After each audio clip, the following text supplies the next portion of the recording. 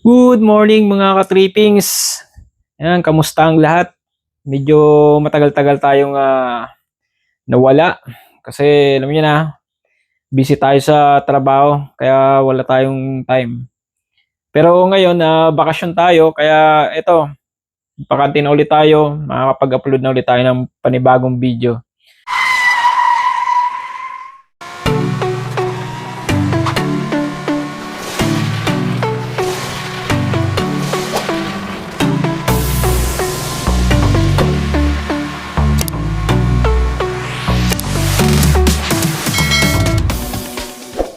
Ayan mga ka-trippings, ito yung ating bagong product, bagong project natin.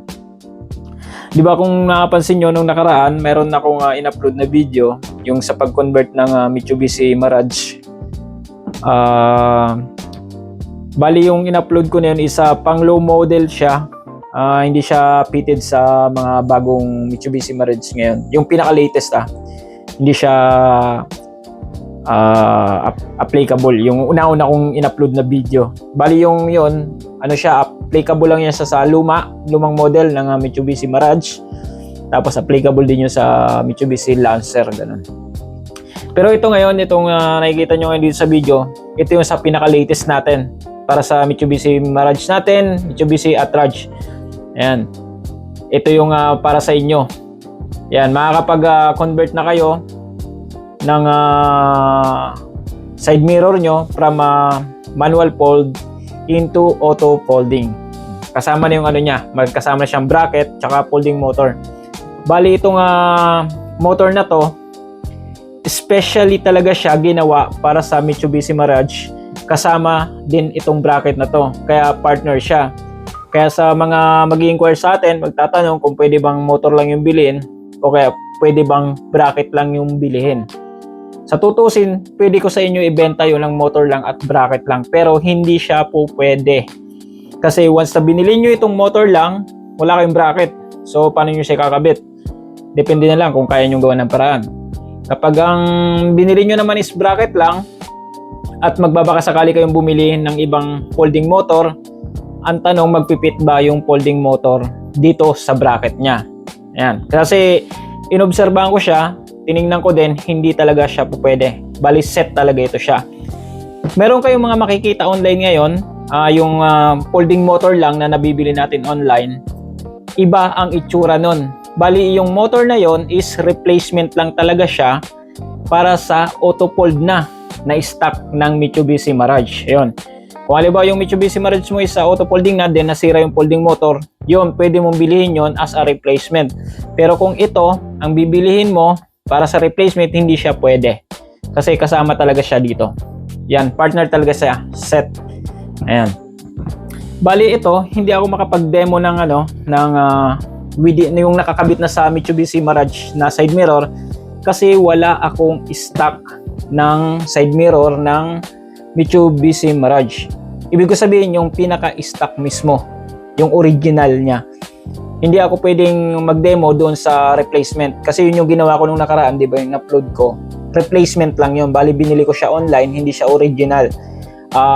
Taiwan made yata yun or China. Basta yun.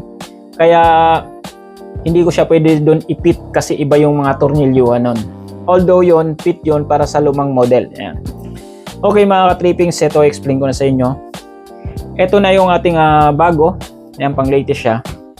Bali ito, yung dulo niya, pag in-order nyo siya online, may kasama to siya ditong socket, pero hindi ko alam kung magpipit ba yon kung meron kayong ibang connection na ilalagay. Bali, ang ginawa ko is kinat ko siya para may demo ko sa inyo na working talaga siya at gumagana. Para may ilagay na natin to, may connect natin dito sa folding system natin. Bali, itong folding system natin na gagamitin, ito yung inassemble para sa Toyota Vios. Ito yung system niya. Pero pag nag-connect kayo, parehas lang din naman siya ng procedure. Parehas lang din naman ang mga materials na gagamitin. Ang naiiba lang is ito. Yung bracket at yung folding motor.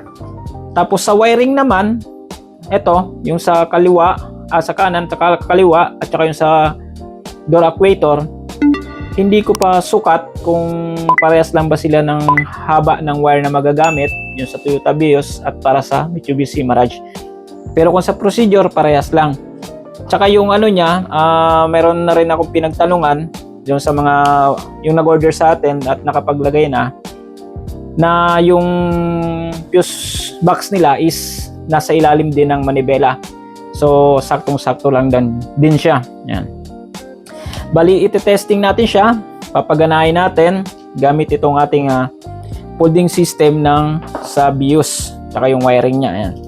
Bali, ito yung sa set ng sa BIOS kasi ano na to siya. May mga pin na siya. Kasi ito talaga yung pinaka-connection niya doon.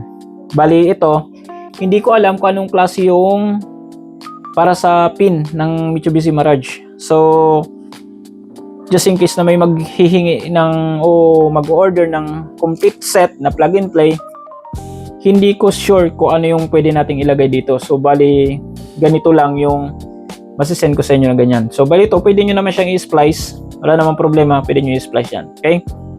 Ngayon, iti-test natin siya. Yan, papaganahin natin gamit itong ating folding system na assemble ng pang Toyota BIOS. Okay, ito lang yung mga kakailanganin natin. Ito yung ano niya sa module, sa switch. Ito pala yung ano natin, folding module. Connect natin siya rito. Ayan, connect na. Tapos di ba yung tatlong wire yan? Bali itong sa door actuator, hindi na siya magagamit kasi matitest lang natin to sa sakyan. Kasi yung dulo nito, saan ba yan? Ayan, yung dulo na yan, ito yung i-connect sa door actuator nyo. Ayan. Bali, babalatan nyo lang to ng mga, let's say, 1 cm, 2 cm. Then, itutusok nyo lang to dun sa door actuator nyo, yung close and open na trigger. Yan. Ito yung gagamitin natin ngayon. Sa left and right. Yan. Tapos ito, yung fuse niya, yung dalawa. Ito. Yan. Assemble na siya. Ito yung red, yung nag-iisang wire. Isang fuse para to sa constant power. Yan, 12 volt constant power. Lagay nyo lang to dun sa fuse box nyo. Saksak nyo to dun sa may 12 volt na reading. Tapos yung fuse nun, tanggalin nyo, lipat nyo dito. Bali magiging dalawa na yung fuse nya. Yan. Lagay nyo siya dito. Yan, connected na. Tapos ito yung isang fuse para naman to sa accessories, sa ACC. Yan, ganun din yung gagawin nyo. Lalagay nyo to dun sa fuse box. Tapos yung fuse na, bago nyo ilagay doon, yung fuse na nakalagay doon sa fuse box, hugutin yon, lagay nyo to, tapos yung fuse box na yung fuse na nakalagay doon, ipat nyo rito. Yan, tapos ito yung 3 pin niya. Hindi kayo malilito kasi magkakaiba yung socket niyan. Yan, lagay na natin dito. Okay, connected. Okay na, meron na tayong para sa power source. Tapos ito naman, ito yung sa ground natin. Ayan yung ground. May pin na siya. Lagay nyo lang ito sa tornilyuan o kaya pwede nyo putulin yan kung wala kayong mapaglagay nito o kaya maliit to. Para sa ground nyo, yung may tornilyo, pwede nyo ito i-cut, balatan nyo, pulupot nyo na lang sa body ground ng sasakyan. Pwede yun. Or kung maiksi ito, pwede nyo putulin, dagdagan nyo. Ayan. Tapos ito, ilalagay na natin ito. Hindi na natin tatanggalin sa pagkakanan niya kasi ano lang naman to. Plug and play to lahat. Pwede saksak nyo lang to. Ito. Ayan, di ba? Makikita nyo rito, ayan, may daron tayo ditong bullet connection. Ito, two connection. Isang orange, isang brown. So, yung brown na kulay sa brown. Lagyan natin sa brown. Yung orange sa orange. Ayan. Tapos ito naman yung isa din. Ayan. Yung brown. Tusok natin sa brown. Ayan. Yung orange. Tusok natin sa orange. Ayan. Tapos yung dulo niya, ayan, dalawa siya. Yung isa sa kaliwa, yung isa sa kanan. O i-assume natin, ito yung kaliwa, ito yung kanan. Tingnan natin yung may nakasulat yata itong kaliwa. Ayan. Ito, may nakasulat naman, left, L, to R, right. Okay, tama siya, nakaganyan. Yung connection niya. Ayan. So, bali, hindi natin siya matutusok kasi iba nga yung connection nito. Ayan, pwede nyo i-splice yan. So, ilalagay natin ito dito. Bali, ang gagawin ko, iipitin ko na lang siya ng clamp. Ayan. Ipitin ko na lang para magdikit sila. So, i-assume na lang natin na itong white para sa orange. Assume lang to Tapos itong black para dito sa brown. Ayan, assume lang natin. Ipit lang natin siya dyan. Clamp natin para hindi sila maghiwalay. Teka lang. Medyo ano siya eh. Mahirap. Kasi pwede naman siguro ipulupot. Pero wag natin ipulupot. Yan lang natin. I-clam na lang natin. Yan. Clam. Tapos isang clam. Yan, para dito. Iwasan lang natin sila magdikit kasi baka mamaya magkaroon ng problema eh. Masira. O mag-short. Yan. Tanggalan mo isa. Okay. Tapos sa kabila, ganun din. Ayan yung sa kaliwa yan ha. Ayan yung sa kaliwa, doon. Ito sa kanan. Mayroon pa tayo ditong clam. Ano yun doon? Yung ano niya? Yung black para sa brown. O yung black para sa brown. Ayan. Ito assume ko lang to ha. Pag kinabit nyo na ito sa sakyan nyo, pag yung napansin nyo na baliktad yung ikot, pwede nyo siya pagpalitin. Okay? Ayan. Tapos yung white is sa orange. Ayan. Para magdikit lang sila. Okay. Ayan. Nakakonect na siya. Ayan. Then, ayan. Ito yung switch. Ayan yung switch natin. Customized switch. Especially para sa ano lang to. Pang modified. Ayan. Walay na siya. Then, power source natin. Kuhain natin yung pan-testing natin, yung 12 volts. Ayan, ito yung ating saksakan. Ito yung pangmalakasan natin na tester. Gamit na gamit to. Ayan. Isaksak na natin to. Ayan, saksak natin dito. Power source natin. Tapos ito yung ating fuse. Ayan. Ito yung ground. So double check natin, baka mamaya magkakadikit. Okay naman, hindi sila magkadikit. Okay. Okay, naka-connect, hindi magkadikit. Connect. Okay. Yan. Okay, ano na natin, i-clamp na natin. Ito yung sa ground. Hindi, unahin natin sa positive.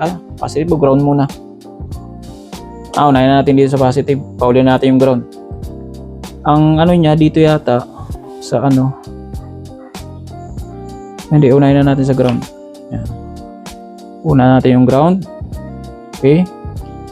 Then ika-clamp natin siya sa ACC natin si clamp sa ACC. Ayun. So dito, yung nakita niyo umilaw yung ano, ito. Switch natin umilaw siya. Yan. Tapos yung isa naman constant saan ba siya nakakalam? Di sa una. Ayan. Nakita nyo? Mikot na siya. Ayan, okay? So, next natin na gagawin. Nakakonect ba? Ayan. Try na natin. Ito yung ano to. Open. Ayan. Kita nyo, nag-open siya. Close natin. Okay. So napansin ko parang baliktad siya. Kasi 'di ba dito ang kabit natin dito sa black is yun, baliktad nga yung kabit ko.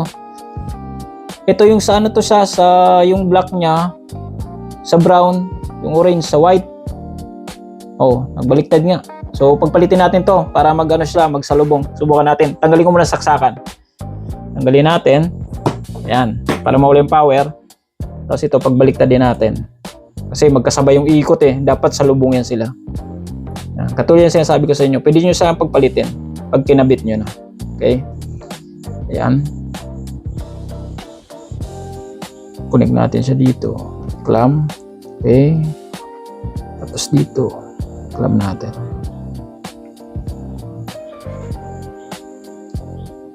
Yan. Okay na, goods na. So, ayan, isaksak na natin. Ayan, umikot na siya doon. Para parehas na sila. Ayan, parehas na yan. Okay, pagmasdan nyo, ayan sila. Ito yung kaliwa, ito yung kanan. So, i-assume natin na kunyari close. Sige, i-open down natin. Kunwari nga lang. Open. Ayun. Diba, salubong na sila. So, nag-open na siya. Then, close natin. Diba? Close na. Open again. Okay. Close. Yun. Open again. Yan. So, okay siya mga ka-trippings. Working yung ating DIY. Pag-assemble natin ng auto folding system. Yan. Para sa Mitsubishi Mirage, kailangan stock yung side mirror nyo. I-convert nyo siya from manual fold into auto folding. Yan. Tanggalin natin itong mga connection nya. Okay. Okay. Yan. Tabi na natin to. Ayan mga ka-trippings. Okay. Ayan. Ito yung ating folding motor with bracket.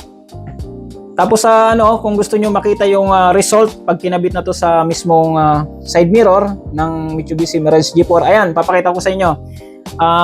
Nagpapasalamat nga pala ako, shout out para do sa sa client natin from Santa Maria, Bulacan. Bali nag-order na siya sa atin, 2 set yung in-order niya kasi may may auto shop siya, may repair. Bali nag-install na siya sa Mitsubishi Mirage G4, latest. Working siya, good condition, working condition, napaganda. Tapos itong switch natin na to, yung para sa Toyota Vios, kasyang-kasya, fit na fit siya doon sa Mitsubishi Mirage, yung doon sa may baba na manibela, yung abang doon, fitted na fitted to. Papakita ko rin dyan sa video, ayan. Shoutout muna sa atin doon sa client natin kay Sir Joey from Santa Maria, Bulacan. Ayan, yung sa mga taga Bulacan nga pala, taga Santa Maria, Bulacan, yung may mga Mitsubishi Mirage na gusto magpa-service ng sasakyan nila, gusto magpa-convert ng side mirror from manual to auto fold, hanapin nyo yung shop niya. Ang pangalan is JWDR Vehicle Repair Services. Yan. Bali, hindi ko nakuha yung number niya, cellphone number niya.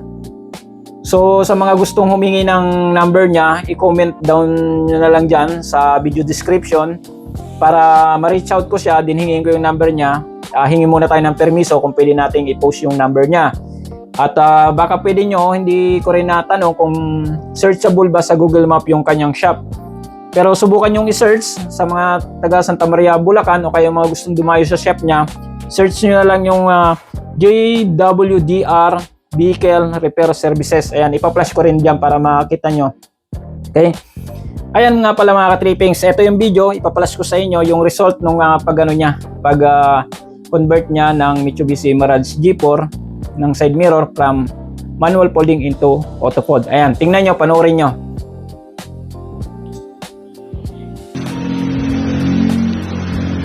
Ayan mga ka-trippings, pitid na pitid siya, gumagana, maayos, okay?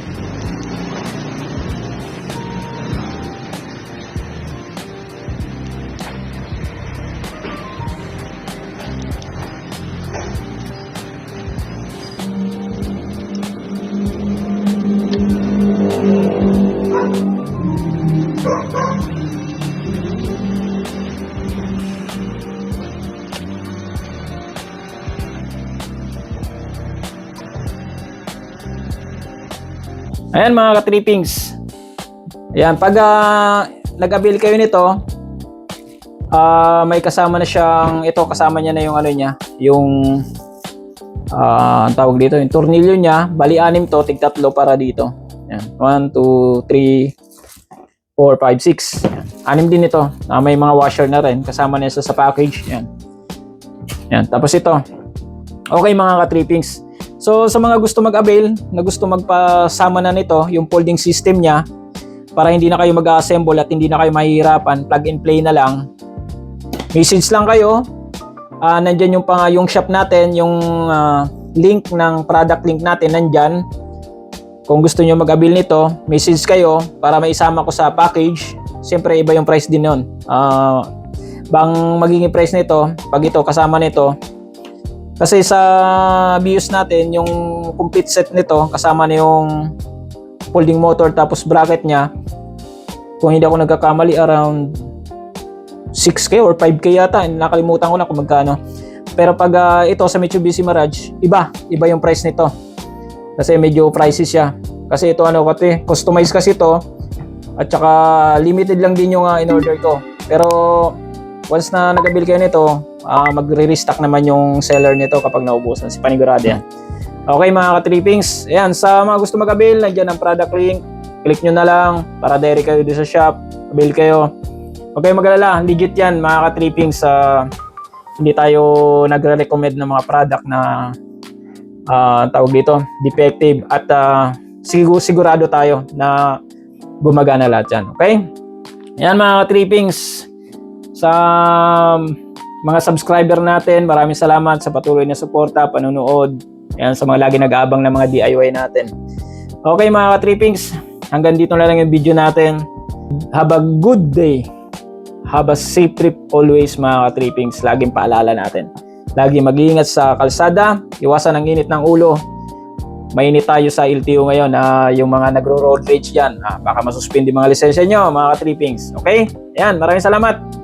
Have a good day mga ka-trippings. Bye-bye.